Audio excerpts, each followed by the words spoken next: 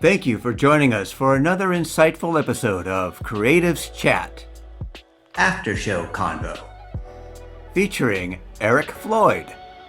Join us as we chat about who knows what. And join our Facebook group. The link is in the comments section below. Our show shall begin now. Streaming from Retro Earth Studio and brought to you by wearehistorically.com, Conscious Brand Apparel, and Learn to play jazz piano like a pro, by a pro, with Jazz Piano Pro Essentials at jazzpianopro.com.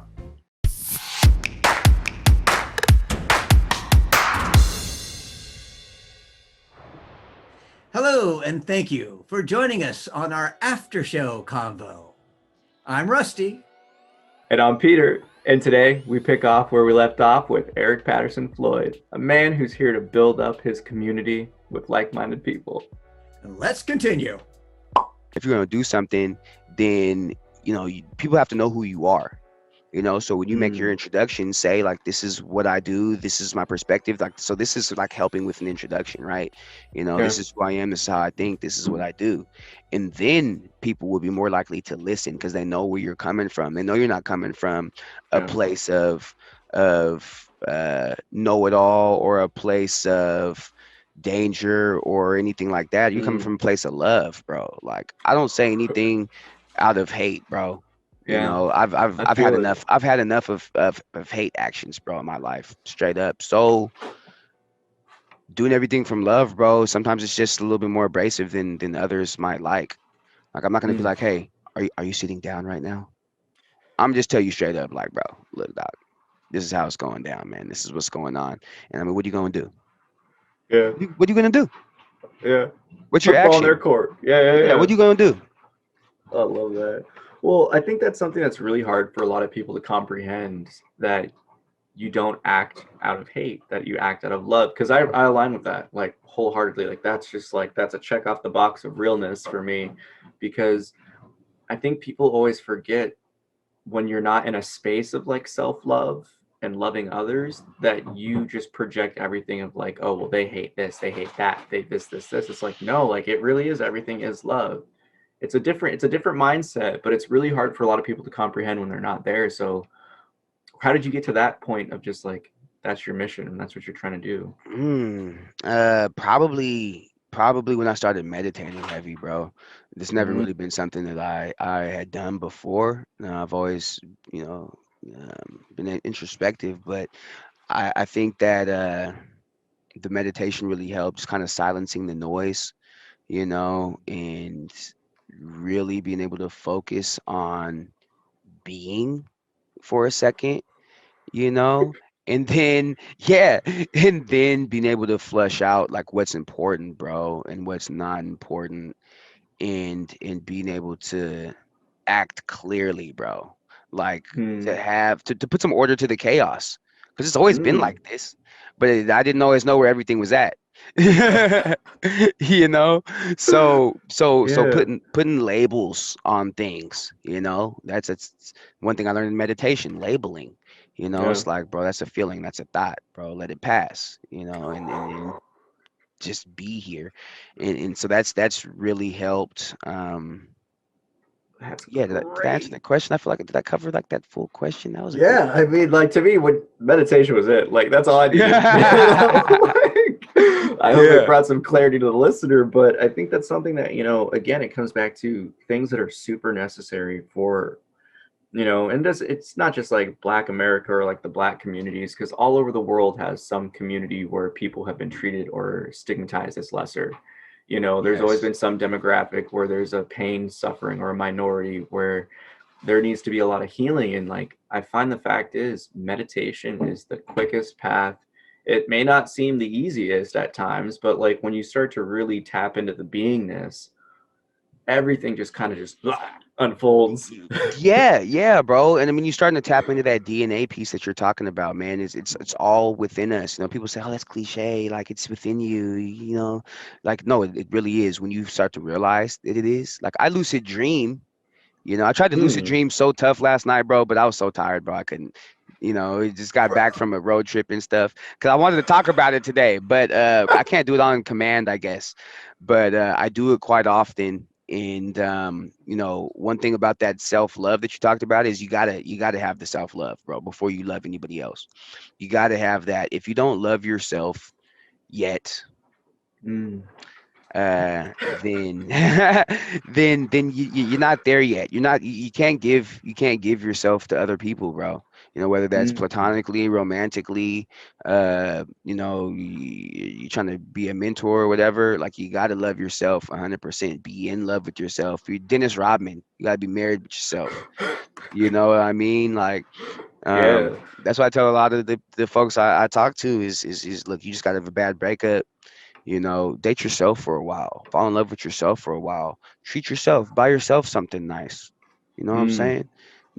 Do something for you. It's not all about this exception of from somebody else, from other person, bro. Because a relationship's 100, Yeah. 100. But right now, I see Mm. 85% of you. So Ooh. who? Yeah, I who are love you? it. Who are you to try to be in a relationship with somebody that's going 100, bro? You're hurting them. Yeah, getting the shooter McGavin on that, getting excited with that one, Yeah. because that's a new way to. Well, it's this is why I like talking with creatives, and again, like I thank you for coming on the show because it's this opportunity for me to really hear different things, especially when you're on that same level of realness. You hear the same image from a different perspective, and it's Yeah, just like, right. yes, it's like, Yeah. yeah, because On to that's something. so truth, yo. Like if you're not bringing your 100% to a relationship, they're only getting like 80%, and most people it's probably not even 40, like in Man, truth of how much they're covering up or like it's hurtful. projecting. It's hurtful to the relationship, bro. It's like building the house on the sand. It's a Right? Bible verse or something like that, right? Yeah, foundation Yeah. of mud, man. It's just gonna Right. Slip on down, right, bro. Man, you don't want that, you know. So definitely, love yourself, and yeah. if you don't love yourself, like, look, just smile. If you can't, why are you choosing to suffer? What's wrong? What's really wrong, man? What's going on? People say, "Oh, who hurt you? Who hurt you?" No, really, who hurt you? What hurt you? Really Yeah. though, but not being a jerk about it, like, people condescending about it. Um, what's really going on with you in your life? If you don't want to talk about it with me or Peter, find somebody to talk to it about. And honestly, I'm not a big fan of therapy. You Yeah. know, I understand if that. I'm not going to get into that, but I think that not from a therapist, but if you know a therapist personally, oh, go for that, go for it, bro. But you want to go with somebody that knows you, or and cares about you.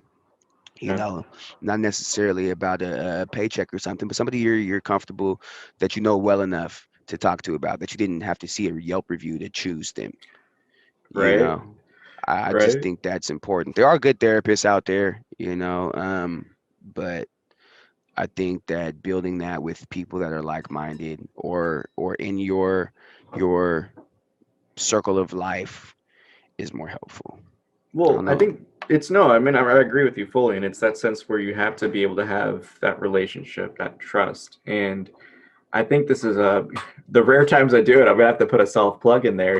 I've had a lot of meditation clients and students pick up, and from domestic violence survivors to people dealing with Hmm. retirement to just people kind of in that midlife crisis, and they're like twice my age, and some of my clients, they were thrice my age at one point in time. Um, and I think it's really important that we're starting to recognize as a society this necessary or the necessity to heal. And that Yeah, when we kind of make things super cold and disconnected with like truth and these kind of deeper understandings of love, it's not going to do the work that you want. And I think that's one of the things that I've found is with some of the students I think I have over like 120 years that they've been in therapy now, cumulative in terms of wow, different clients. And wow, I've heard it numerous times. Like, this is the first time I've ever actually been able to talk about this. This is the first breakthrough I've had in this. Like, you've helped me more than I've ever been helped by, I've been in therapy for 40 years. Like, it's just really cool to see people, I guess you would say, respond to love more than they respond to like a cold room that's all dark talking about all the sad stuff. But it's just like trying to change that outlook for gratitude, trying to change that perspective to learn. Like what you do right there, like you've said it so like casually and like nonchalantly. I really just want to highlight it. Questioning. question, question, question. If you don't question anything, you're never going to learn. And it seems you do that quite often, which is, I love that. Bro, people on a weekly basis, bro, people be like, bro, am I in an interview or something right now? Bro, how else am I supposed to have a conversation with you? I need to ask questions. Right? You know, you're not asking no questions, so I got to ask the questions. But also, this is some game. And I mean, if people are still deep in this video like this, you deserve this game, right? Bro, question master, bro. It's how you control Mm, conversations. It's how interesting. you, whether it's you want to learn something or whether you want to get something out of somebody, like pull something out of them, like, I want them to get there is what I mean by that. You question master. So every time you speak to somebody, you end it with a question because that Mm, keeps you in control of the conversation. You get what I'm saying? interesting. Yeah, I love it. Right. It keeps S- the flow going. yeah, it keeps the flow going, bro. It's like, how do I keep the conversation going? By asking questions. How do I understand this person? By asking questions. I mean, there's a whole formula Mm, to it, bro. yeah. I'd be more than happy to share that with you offline. And it's super Oh, of simple. course. You probably already know it. You probably already do it because you genuinely want to tap into people. That's all you really have to have. You don't need a formula. The formula is for people that have lived that iceberg life that you're talking about, the tip of the Mm, iceberg, not really yeah. getting, down, the wall's always up. Um, it Hmm. helps. Oh, yeah. Well, I think that's when you reach a certain point of self-love, you come into that authentic you. And I think that's something that I really value about just getting to know you in this conversation a little bit more is the the straight up genuine approach you have to your life, for yourself and others. And that's super important. And I'm curious, like, how do you carry that into the work you're working on and all the different projects? Ooh, yeah, I shake the room. I shake the room. Yes, man, the same way, bro. Like I feel like it's over time, it'll always be a lean process because I cut the bullshit, bro. Yeah. What's the goal? Reverse engineer that joint. Let's get there, you know. Um, but at times there's pushback too. It's like, I'll get in the room, like I literally, shout out, you know who you are, social media manager for Outside Think. Man, we started off on a rocky road, man. She was like, you're kind of abrasive, and you speak to people. And so I had to kind of adjust how I spoke to her in that room, that scenario. And now we have a great relationship, Mm, and we're killing it, bro. Hey, shout you out. You're killing it. Yeah. So we deal with that stuff, but it's like I just do it the same. I do it the same, bro. Business, life, it's all the same. What are you trying to get out of it? Because we all use people, right? It's mm, just like, are you using people for your own selfish desires, or because we all use people, bro? Every relationship is a used relationship, bro. mm. We're using each other right now. You're using me to make another episode of Creative Chat. I'm using you to be on this video and share, right? And that's just surface area, bro. Like we genuinely have Yeah, care for yeah, each other, bro. We have a exactly. relationship, right? But that's like the surface thing that you got to think about it like, people think that using somebody is bad, but think about it like, how am I using this person? Change it to a good. How am I using this person? Mm, You should be asking, how are these people using me?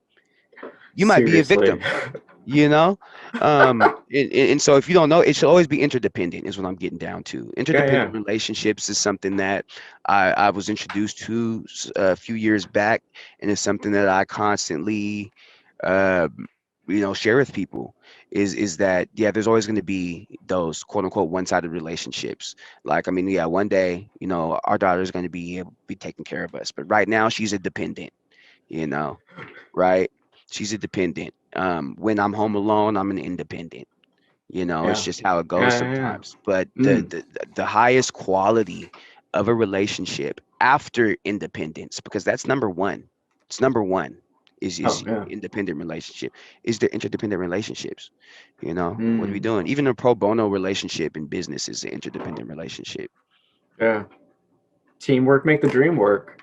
But you Teamwork can't makes the dream work. but you can't be a team if you yourself aren't your own strong pillar.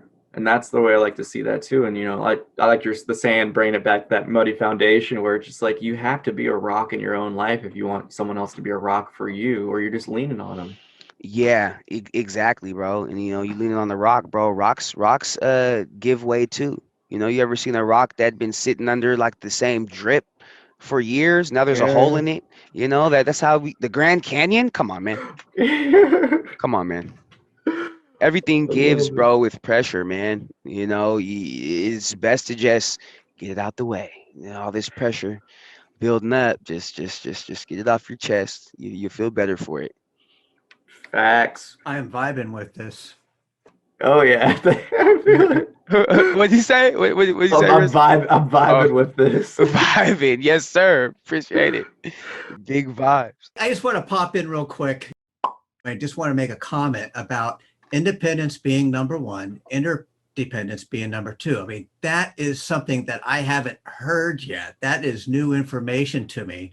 And I have to say it's brilliant because interdependence wouldn't exist without independence first. Like a whole bunch of independents come together depending upon each other. That's a healthy relationship. Yes. Yeah. Otherwise, you got codependency, and Mm. and that turns into a toxic relationship where one's in control of the other, Mhm. and it's just leads to complications. Let's just put it that way. That's good. But this is where when I get into a relationship, say client business relationship, my job is to empower, because most of the time our relationships are based upon we do need each other. I need the revenue, they need the assistance, right? Yep. And so we do need each other, and my business is based upon people needing me. Right. Right. And Peter's business is they need him. If Yeah. they need to be trained. There's areas in their life that they need improvement. We're just a And- whole bunch of users out here. Right. And so there becomes this interdependence where and so I help you make you better. You help me make me better. And we improve and grow along the way. And as we go, we grow. And Yep. and if we lived in a world where we didn't need each other, what a sad and depressing world that would be. Exactly. Exactly. What if I didn't need you guys? You know how isolated this world would be. Like we're all independent and we don't want to interact. Like that's cold like mind and heartless. Think about. Yeah. Oh my gosh. So that's what I wanted to flip in, like how spot on you were with that. Like interdependence is key, but if we're not independent going into that, then it becomes a unhealthy codependence where, and I have been faced with that, where my clients just depend upon me to make every decision in their life. And here I am going, but you're the final decision maker. It's not up to me. I can present you with options, but you have to choose. I'm helping you with your decision, with your choice making process. But the ultimate choice, and the distinction between decision and choice is, choose is, you're not eliminating any other options, but a decision is usually final, right? Although I do reserve the right to change my mind and go, okay, maybe that wasn't the best decision. I want to renegotiate my choices. But funny thing. But that's the healthy part of it is, okay, I'm not trapped in this relationship, and that we're, and so spot on, bravo, kudos. I'm going to step back out of the room and let you guys resume your convo. So thanks for letting me pop in. Yeah. And it's good to say, I don't know. That's another thing that people need to start saying more often is, I don't know, Don't you dare answer a question that you don't know the answer to, bro. Just tell me that you don't know. Tell me to do some research. Tell me what you've heard from somebody else. Like, I never tell somebody something if I don't know what I'm talking about. I mean, it's facts though. And again, it comes back to speaking your truth. There's so much social pressure and social conditioning that goes on where it's all about just being your most authentic self, and whatever it takes to get there is going to naturally flow. And this is where I want to bring it back to like the becoming an independent person. And I like the way Rusty said it in terms of just like you have that codependence where that's the opposite side of the spectrum from the interdependence, where it's just like codependence always turns into this toxic thing. It's like raising independent people is one of the most important things. And that's why I'm always super grateful for my parents, because they always, whenever I asked them a question, it wasn't just fed with an answer. It was like, go look at the encyclopedia, go look at the dictionary. What do you think? And Hmm. that was their default. And it wasn't like, like some parents are just like, here's my phone, go do this. It was like, it was their own deflection, but it was a form of, passing the ball back in my hand and being like, take your own shot. If you miss it, we'll give you the coaching for it. And like, that's the Yeah. one thing that I really find has always kind of carried me to who I am today in terms of parenting. It's just like encouraging curiosity. And you touched Yeah. on it earlier, which like just keeping that curious child alive is so, so important. Yes, man, in ourselves too. Like, where Yeah. along the lines do we lose our imagination or we Mm. lose our confidence to dance crazy in a crowd or to speak up, Like, when do we lose that confidence? Like, stop kidding around, stop being a kid. Like, what do you mean stop being a kid? Like, you mean the youngest adult, the youngest human? What did we call it? I don't even remember what we called it The earlier. youngest adult. Yeah. But it's like, man, like, enjoy life like that with that childlike Yeah. curiosity, man. And that childlike, I mean, the innocence is not something that you can really necessarily get back, but that understanding of, that kindness, that genuine love, like, that's something that, like, I still love seeing in my daughter. It's like, bro, she really just like loves people, bro. And she Mm. does, she she's human. She has her issues, but she just genuinely is just a nice person, bro. Yeah. Just, Mm. I know the world is crazy. Things are gonna happen. Where it's gonna change her mentality. And shape her. But she has some decent parents. So her foundation's okay. But but I just, man, she's such a kind person, man. And I think that's what a lot of kids and people are until somebody tells them quit being a bitch, Right. or suck it up or grow up, those types of Yeah. things. That's not cool. Those Mm. types of things that really make people make decisions that they wouldn't normally naturally partake in, you know. Yeah. Invalidate their experience is like the root of all types of crazy manifestations of bad stuff in my eyes. It's Mm, just letting people be themselves. yeah, yeah. People trying to, like, Mm. trying to condition somebody to do what they come with the sheeple. You're doing it wrong. You're weird. You're a weirdo. And I tell her all the time. She'll say weirdo. I say, nah, you mean unique. The word of the day the other day was peculiar. Like, I love it. there are differences in everybody, but there's not like a weirdo. There's not a weird person. That's like a Yeah. joking term that you use. I tell her, like, that's a joking term. It's like, oh, you weirdo. Like, if we're playing a game and you do something silly, like, yeah, you weirdo. But that's not something that's serious. Like, trying to help her understand social words too, social cues. Like, okay, this word means. Like, if I call my friend, like, she'd be like, well, you called Uncle G stupid the other day. I was like, man, no, but that was like a term of endearment. Like, bro, you're stupid. Like, I'm laughing Yeah. like Oh that. yeah, yeah, Like, yeah. I'm not calling him stupid for real. Yeah, no, and I mean it's those again, like I find that the common threads of really putting someone into a realm of learning is communication. That's so huge, and just expressing yourself and giving them an understanding to your perspective. It's incredibly important, and you know that's something that I really got to give it to you, because just being at that point of developing your spirituality is probably one of the biggest things that holds the most skepticism with a lot of people, and just like the mainstream culture, the sheeple, whatever it is, that Especially religious people. very, very so, because I think that's the kind of catch-22 paradox of religion. And like I learned a lot from having the choices and experiencing like Southern Baptist church as a kid, and having the opportunity to go to like Sea Temple. Wasn't about that at all either, but it come to the point where people give away their authority and power in church way more than, I mean, we both sides do it, whether it's non-church atheist or like the churchgoers. They have no balance behind it, because they give away their power and authority and they give it all to God. It's like, no, no, no, no, no. God gave you the keys to your own kingdom. You are the manifestation of the one. Right. You Like give you, glory to God is what you're supposed to, because I'm a Christian. Don't get it twisted, exactly, guys. exactly. You give glory to God, right? You go do the good work, and The then you praise don't for need so. gratitude and all that. Right. Thank you for Yeah, allowing me to be here to make this impact. That's what you're grateful for. I mean, God gave us everything because He gave us life. He doesn't yeah, give you your skill set, bro, sis. You build yeah, that yourself. You manifest yeah. that yourself and your experiences and how you learn in life. So 400 trillion to one, bro. All God had to do is make you that one.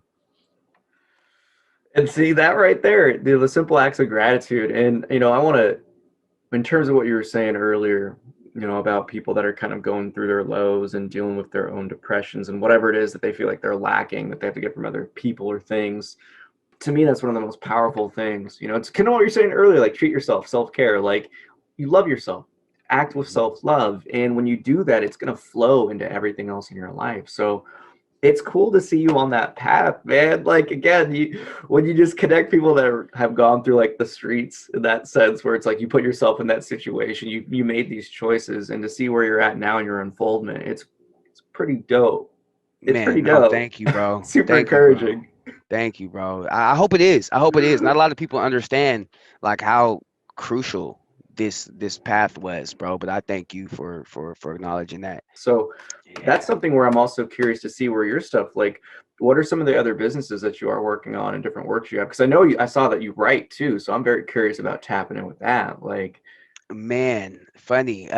So yeah, outside think right now, creative agency I work with, I pretty much made the position up out of some things that Mujale, the founder, needed. It's called strategic operations and communications, and so I hmm, just basically, help him with. So he started the business years ago, and so I help him just delegate the tasks that he was doing himself. Management, doing some of hmm, the marketing planning, getting some policies straightened out. I've been doing some working with the brand ambassadors that we have, or just a lot of stuff that we're working on. But I work with them because I met Mujale in nightlife. He was the photographer at the venue that I was promoting at, and hmm. Dope. we just kind of clicked, bro. And I believe that the starving artist mentality that people have is something that needs to just be out the window, bro. We're not okay with that. Yeah. So partnering with Mujale and Outside Think, bro, I think that we have a good framework, and we're building up to be in a position where we could have help artists figure out how to make money. So what we do is we have clients, we have creatives, we get creatives gigs, we get clients creatives to do these jobs. We do a lot of the stuff in house, but what we'd like to do is eventually be in like a multi-level marketing or like type of Hmm. situation where it's like not really multi-level marketing, but you can make residual income off of working with us basically. You get a percentage of referrals. You get a percentage of the job you do. We're just trying to make sure that the money is circulating, bro. But yeah, outside thing, bridging the gap between client and creator, and just making Hmm. it easy, man. Building these frameworks for folks. I like that. Well, I mean, it's to me the way I see it too is that it sounds like OST really does help build a lot of those trust and networking, which seems right up your alley in terms of just like bringing people together. Yeah, we're working with people like like Black Dot, Union. I don't know if you've heard of Hmm. them. Black Yeah. Business Hub in the CD, BCIA, Africa Town. Excited about Nice. Emoja Fest coming up, and just really building that community aspect of things. And I mean, we're working with individuals. About to do somebody's wedding here coming up soon, bro. Celebrating some love. The wedding season's been real dry for obvious reasons. Yeah, it's craziness. But Uh, yeah, outside think with the C.com. Go check them out. well, I guess too, like Eric, where do you tap in terms of the kind of going beyond like just brand aspects and marketing and just kind of just overall, I would say, company upliftment? How do you take your traits and skills into the community work you do? How do I take them into the community work I do? The same, bro. Yeah, I Just love it. just just real transparent. Like, what are you guys trying to do?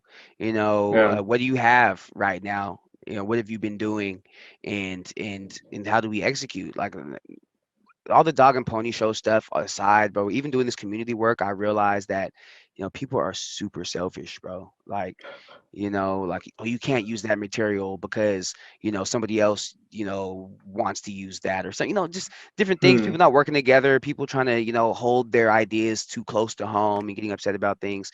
And so I think just, yeah, transparency. I haven't run into anybody in the community work that's pushed back, because the community work, anybody that's doing Hmm. it, even if you're doing it in a questionable manner, you do have a heart for the work for the most part, unless you're Yeah. like making 6 7 figures doing it. Then okay, maybe you just fell into some blessings or whatever. Yeah. But most people have a heart, so when I do say things, like I say, people will usually say, okay, you know what, you're right. Let's look at it that way. Mm. Just, Words with weight. You can tell with bro, just that. keep it real, man. Like it's not really complicated. It's not really complicated. Keep it real. Do your own research. Um, the community work I do, like especially personally, the work I do, way I choose, like Feed the People, for example. It was an organization that I could not figure out a reason to not work with them, because that's how I kind of do it. It's like, Mm. you do a Venn diagram: good, bad, indifferent, right? You're in a relationship with somebody, good, bad, indifferent. Especially if you're in a struggling relationship, like I have no doubt that I'm with the right person right now. But so with that, Feed the People, bro. They're feeding the community. They're healthy ingredients sourced from the community, good Yeah. food. They got different type vegan days, vegetarian days, meat days, just different things, bro. And it's free, absolutely free, bro. There's no catch 22 about it. It's just real, like, come pick up some food, bro. We got some extra food here. We stigmatize everything to a point where we actually can't heal and create resolutions. And, we have this whole lesser. And, I think one of the simplest things to just see and experience it yourself, like what's this really like, is just to talk with homeless people. I remember like around O'Day, I'd always talk to the homeless people, and then even like now, it's still a thing I continue, like walking to and from clients and stuff wherever I park, and just always asking them, how's it going? How's your day? What's your name? Yes. Things like that. And you can tell that like they're struggling. And it's just that when you're drowning, you don't know which way is up sometimes. You don't know which way to Mm, go. And I think that's the biggest issue that I've seen. And this is where I'm curious to pick your brain on this one. I'm a big believer and knower that, we can't create, it's like Martin Luther King. We cannot create positive change through like fear and hate. Only love can do that. Like we have to create loving change. Like it's my vision to see, and again, I always like to speak this into existence whenever I can, but to like lead a meditation, like a mass meditation on like healing, love, acceptance, oneness, like unfoldment, this growth and inner looking process to stadiums, to have like a mm, CenturyLink packed seats, all the ground in the arena itself, on the turf and the field, and just have it be filled with spiritually like-minded people, that'd be. all about that meditation and just like really bringing in that higher energy. Because like I can only imagine. I like that idea, man, because it's like people go to concerts, people go to WrestleMania, bro. Like people still watch that. It's fake now. Like, damn, you know. So I'm sorry if you love wrestling. My Well, it's bad. like watching a But soap opera, though. I mean, they know oh, it's that makes fake. sense. That makes Yeah, sense. Exactly. That's what it is. But yeah, man, people wanting to go to a concert of, yeah, meditation, spiritual healing, spiritual awakening, things like that. yeah. I would love to see something like that as well. That's something we need to be speaking to existence, man. One thing I wanted to bring up though, on a random note, I was looking at these notes: a microaggression and implicit bias. That whole, Ooh, yeah, acting black, acting white. I don't like that. Why don't I like that? Because if I decide to speak properly, and somebody says, "Oh, you're acting white," so you're saying that a black person can't speak this way, can't be this way. That's disrespectful. And you say, "Oh, you're not black," like you said earlier, Peter. I'm not black because I don't adhere to what Boys in the Hood shows as black people. It's just a black cast, bro. yeah. All Or of like them someone like doesn't feel uncomfortable around me, like because of the way I yeah. speak. And Yeah, bro. Like, and so implicit bias, you guys know what implicit bias and microaggression is, right? oh yeah, Yeah. So I mean, we don't have to go into it, but I definitely want to touch on it for the people that are watching, because no. we do that to ourselves all the time. Honestly, like in most like quote unquote racist people I've met, it's just because they didn't understand things. That's like what S- you said earlier. They were just ignorant to something. So they're Like not it's racist. They're like what's the word, man? super insecure. Is Uh is that some of it? no prejudice. Prejudice. Yes. Yeah, they Prejudice is just the have their word. stereotypes and their. Yes, we use the word racism way too much, bro. Way too Yeah, much. it becomes a catch-all. Yeah. Yeah, it's not a Mm, catch-all. I think people need to be more conscious about what words they're using, because the words that you use are spells. Words are spells, right? They're powerful words. yeah. So when you use them, people might react to it because they don't understand what you're saying, but they react to it because their brain hears that spell. That's why I call it spelling, right? You know? So when you, I yeah, love it. Yeah, yeah. yeah, yeah. So got to be careful what we use. But I think that the prejudiced people that speak that way, need to be corrected. They need to be corrected because you come across the wrong person and you say something like that, you might come across another ignorant person, bro. And they're maybe a little bit more ignorant than you, and you might get assaulted. Yeah. You might lose a job. You might learn a lesson the hard way. You might learn a lesson the hard way. And I like how you put learn a lesson in there because it's always a lesson to be learned. Like we all have Yeah. our quips. I have a question though for Rusty. We talked about the judging thing, bro. And one thing I was thinking about because I'm here, I didn't get a haircut. I work with this crazy week, bro. I couldn't make it to the barbershop, man. So I got this hat on and this hoodie on and stuff. So when I'm walking down the street, right? I think about these things. Maybe it's the Pisces in me. I'm like, oh man, this person that's here, it doesn't matter what ethnicity they are. I'll take my hood off, or something like that, because I'm like, they're probably scared right now. Do you get, or either one of you guys, do you guys ever get those vibes where it's like, look, yes, we all judge. Sometimes I do feel uneasy when there's a crowd of certain kind of people smoking blunts on the corner and I have to walk down this corner. Maybe I should cross the street. Like, do you guys deal with those types of things too? Where like on my end, I have to I feel like I'm intimidating people. Like, this is the stigma. Yeah, you go first, Peter. Yeah, I got this one because okay, so like It's a good question. Thank you, Eric. No, I love it because like I have my hair up right now. I used to do it like this is the stuff where me and my wife will play a little like we used to play like we don't really do it too much anymore because we kind of figured out the area, but we would do some little social games where like we would go up and I would go in by myself, and see how they talk to us. She would come in behind, or she would go in first and I'd come up behind and just kind of like observe different people's reactions. And everyone judges all the time, no matter what it is, no matter what you do. But I found that the interactions got better when I stopped caring about it. Because like for one example, like when I had my hair out, it would be like walking around with like, essentially like kind of like froed out hair. Looking like Boondocks, banging. Pretty much, and I got locks, like it's out. It's like Luda, it's gonna part. Yeah, for real. It was walking like my golden retriever, and I got berated and like essentially verbally assaulted. And this guy tried to make it a physical altercation with just like someone like technically like a neighborhood neighbor, within like 3 blocks of where I live. And he was like coming at me like, you own the sidewalk, blah, blah, at least I pay for my taxes. Like trying to think I was just some thug just because I had a hoodie, sweatpants, and I was walking my golden retriever, like the nicest. Right, the golden retriever gave it away right there. I'm like, look at this guy. Exactly. But he still saw the hoodie, the fro, the sweats, and, asserted that type of shit. And especially like walking around the store, like I used to hold on to a lot of anger and a lot of like kind of judgments and persecutions. And I really do find that when I dropped it, the whole energy changed. I stopped seeing certain things how I used to see them, certain misperceptions that I have, like someone kind of scowling or giving a look would not be that. They were actually kind of more curious of being like, oh, who's that? Okay, that's a tasty looking man. Like, that type of look. But I still do see people give the negative looks, but it's far in between, how frequent I used to think they were.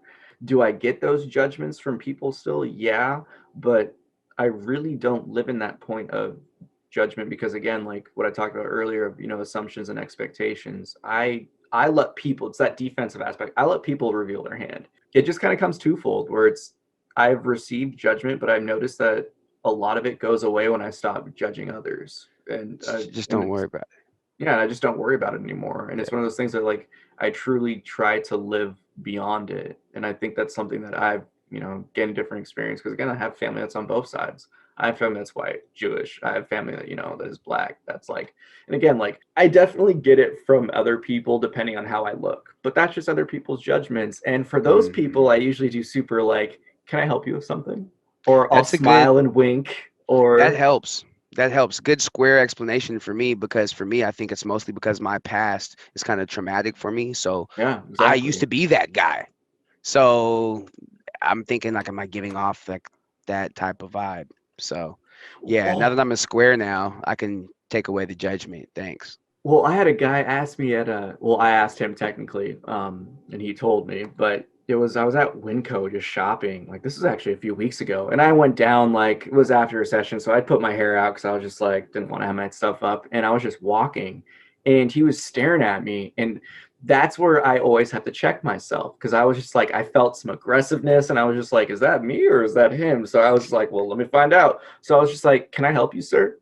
And he was just like, oh, you remind me of my son. And I was just like, oh, well, that's interesting. I was like, is he still here? And he was just like, no, he passed away. And I was just like, ooh, ooh. I was like, well, I'm sorry to hear that, but I hope you have a great day. And he was like, thank you. And, and he just kept walking. I kept going. But I was just like, man, I was really just thinking that this dude was mean mugging me, because I saw him like 30 feet away, just like intensely looking. But it was one of those moments where I was just like, oh, life humbled me right there. Thank you. Right. He's having a spiritual moment. Exactly. Yeah, he's reliving memories, and he's just like, you know what I mean? He's in the zone, bro. So that's why I really try to push the whole thing where it's like, just be open. Like, you never know. Like, and I really didn't realize too, because I had my own self-worthlessness and I had low self-esteem for a while, but I didn't realize I was a handsome dude. And I used to think that like this chick was staring at me, was like super racist, and then she like opened up and was just like, oh no, I just haven't seen a handsome smile like that in a while. And I was just like, oh.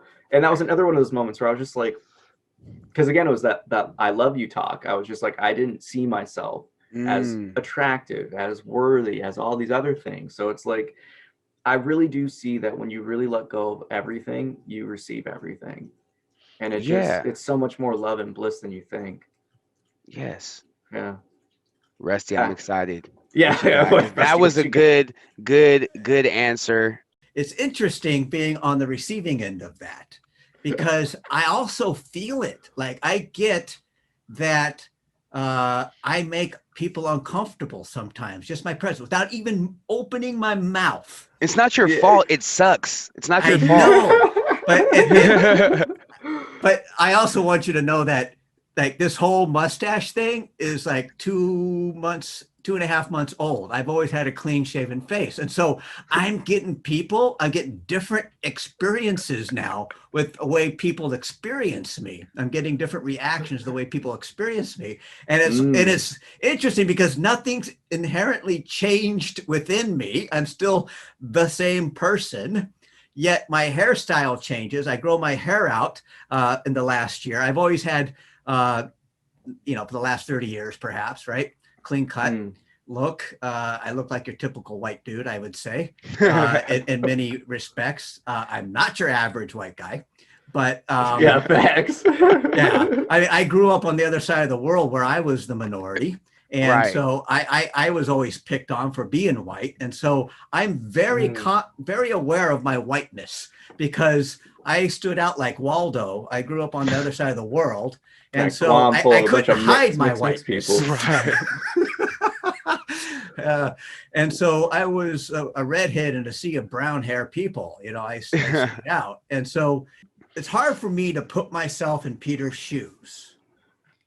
But when I first saw him, I thought Middle Eastern, Persian, and so exotic was the first thing. Exotic, right? Exotic, wow. And so I'm actually, like I said, I come from the island of misfit toys, and so I went, oh, I could vibe with this guy, But when I grew up on Guam in high school, I think that's really where we go through a major personality discovery or persona discovery, whether, and so trying to fit in, it becomes the social experiment. Like, how will I fit in? Right. And and so, like I mentioned, Guam being like white population being, let's say 80% military, being a teacher's kid in high school of like 800 kids.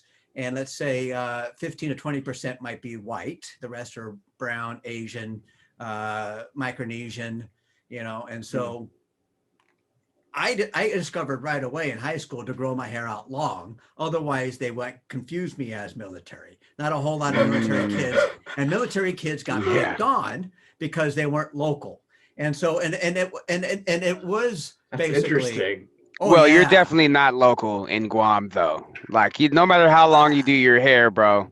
Yeah, exactly. And so, in order to fit in, I actually learned the language. Oh, sick. Yeah. So it got to a point where if I was walking down a dark let's say a hall, and I got jumped, and and that's typically what would happen is they it's just, it's a control issue. It's just, they feel somehow they feel better because we can make this person feel worse. They feel good about making me feel bad, right? And so I learned a couple key phrases, and one was one phrase that they'd always say is, "Hey," and it was almost a litmus test, a test to them. They come out and they'd say, "Malaga mumu, bro." They're like, "You want to fight?" And most people that don't speak the language would go, "Huh? What?" And then they laugh at you, ha ha ha, and then you get the lights kicked out, right? So they jump out and they go, "Malaga mumu, bro," and I go, "Shoot, Malaga mumu say silai," and I say, "Shoot, let's fight to the death." Oh shit. Bro, there's no fight going on after that. It's like, hold up, bro. That's not the response they were expecting. They go, "Where are you from?" And so suddenly I knew a few key words that okay. That's funny. Well, it is. Yeah, it would stop them in their tracks. And so, "You want to fight? Shoot, let's fight to the death." And then suddenly they go, "Oh shit," because they don't really want to fight. They just want to beat the crap out of me.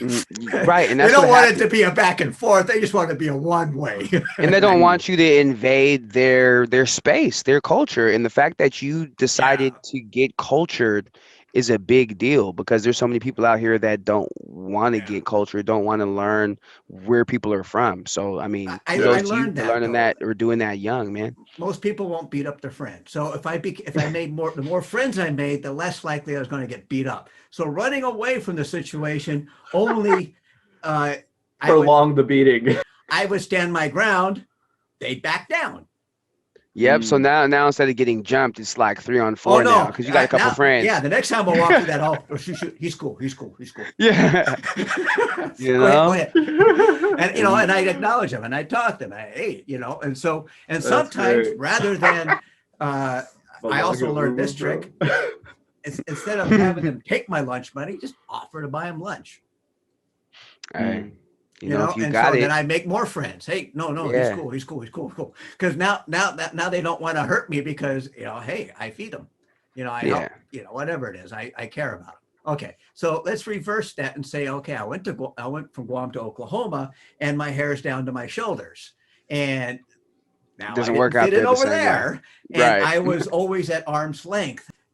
People would walk on the other side of the road and they see me coming because I didn't fit in. And so I was a square peg in a round hole. But once I cut my hair, I was free to move about the country. I could go anywhere I want. I could act like I knew what I was doing, and I could get away with anything.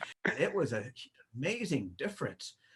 And this feeling is what I miss most before the quarantines, right? Just being able to get together and have long, like this is to me is a typical conversation, not the length, but just the manner of speak in which we just, there's no pretentiousness. You just, it just flows, right? And so this is what I'm used to with other creatives. Right. Right. And so to be able to talk this way, and not only that, be able to actually receive, like I don't necessarily have to be on the transmission end. I like being on the receiving end as well, because boy, I just hope there's all sorts of different clicks and levers happening inside. Oh wow, like all these new realms are opening up from hearing you speak, and we live in a world of all possibilities, but yet we speak in like we could only speak a certain way. Well, there's that twofold, macro, micro, right? So, we're not getting macro framework. I feel like a macro agenda is cool. Like when I make an agenda, first of all, I don't do meetings without an agenda. That is a waste of time. Don't ever do a meeting with anybody if you don't have an agenda on there. But second of all, though, it's a macro agenda. It's like maybe like 2 or 3, maybe 4 topics on there.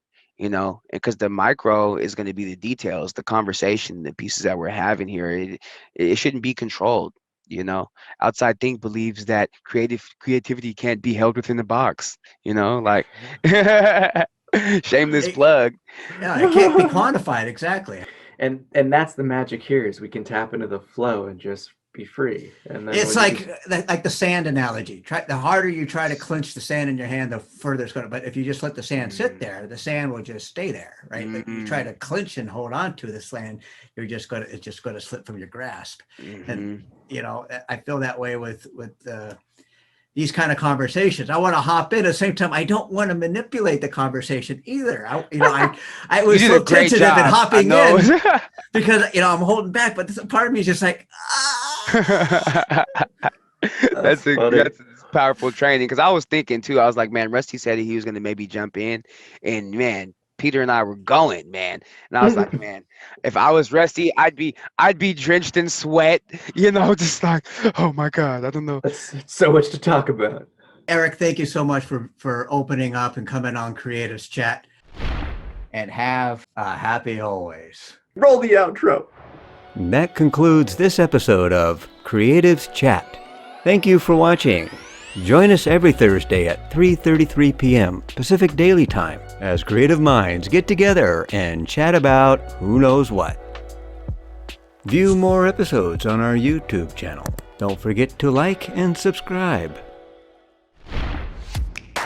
Thanks again to our sponsors for making this show possible. Thank you, We Are Historically, for your conscious human apparel. Shop online at wearehistorically.com. Hi, I'm Darius Wilrich. I'll teach you everything you need to know about playing jazz piano like a pro with my 12-week online video course and downloadable guidebook, Jazz Piano Pro Essentials. Enroll today at jazzpianopro.com.